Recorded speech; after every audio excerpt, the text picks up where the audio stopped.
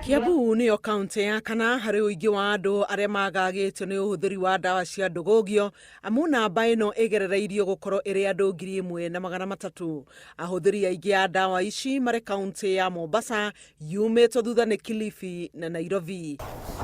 In Kenya, as I said earlier, we have more than 23,000 people currently using drugs, hard drugs, that is the opiates.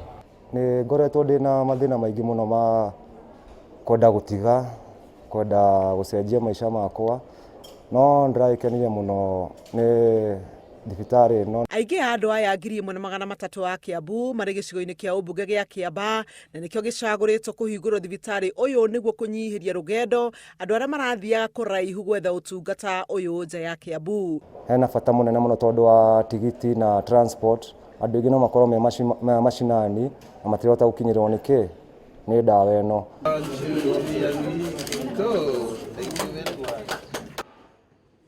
Kiriniki ino ya kanana bururi-ini kwa ihinda riri iratungatira ahuthiri 150 aria maheagwo ndawa muthemba wa methadone o muthenya na kuheo motaro thutha wa guthimwo mirimu iria kaingi igumagira ahuthiri ya ndawa ici ta HIV na AIDS kana TB. Drug use has become a major factor of HIV transmission in Kenya. The prevalence of HIV among people who use drugs is 18.7% as compared to that of the general population, which is 4.9%.